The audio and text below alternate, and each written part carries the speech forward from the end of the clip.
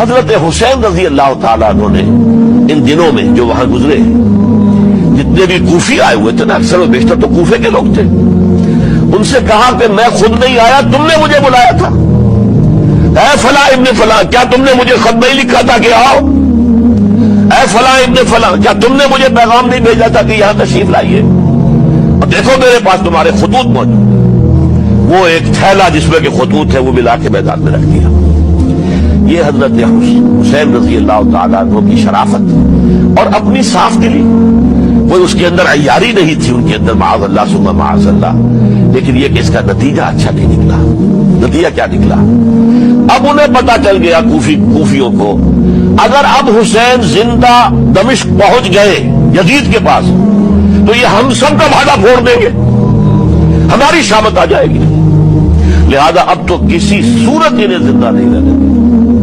یہ ایک بڑا اہم واقعہ نوٹ کر لیجیے، اس لیے کہ حضرت حسین نے ایک ایک کا نام لے کر، اے فلاں ابن فلاں، اے فلاں ابن فلاں، اے فلاں ابن فلاں، کیا تم نے خط نہیں لکھا تھا؟ کیا تمہارا پیغام نہیں تھا؟ اب انہوں نے دیکھا کہ یہ بہانہ اگر یزید کے ہاں جا کر پھوڑ دیا گیا تو پھر ہماری خیر نہیں ہوگی۔ یہی وجہ ہے حضرت حسین کو شہید کرنے کے بعد، یہ نوٹ کر لیجئے، 72 آدمی تھے کل، جس کو کہہ لے لشکر حضرت حسین کا رضی اللہ تعالیٰ، ان میں سے 20 خاندان بنی ہاشم کے چشم و چراغ تھے۔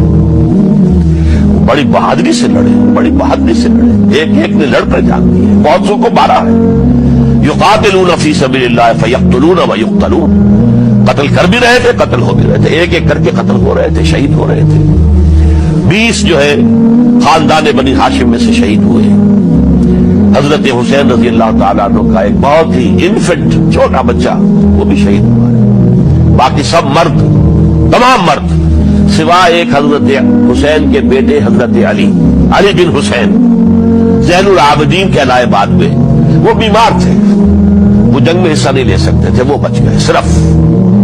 اچھا، حضرت حسین شہید ہو گئے، یہ ہے 10 محرم الحرام سن 61 ہجری۔ کیا مطلب ہے؟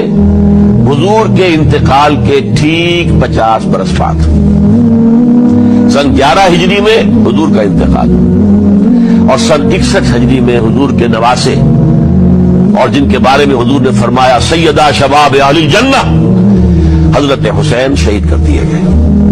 اور اس کے بعد اس لشکر نے خیموں کو آگ لگا دی۔ یہاں نکتہ سمجھ لیجیے، آگ کیوں لگائی؟ انہیں معلوم تھا ہمارے خلاف ڈاکومنٹری پروف موجود ہے وہاں پر، وہ ہمارے خطوط کے تھیلے وہاں موجود ہیں، اگر وہ باقی رہ گئے تو ہماری شامت آ جائے گی، ہمیں کون بچائے گا؟ تاکہ وہ ریکارڈ جو ہے ان کا وہ تلف ہو جائے، سارے خطوط جو ہے وہ جل جائیں، تاکہ ان کے خلاف ثبوت باقی نہ رہے۔ یہ عظیم سانحہ کربلا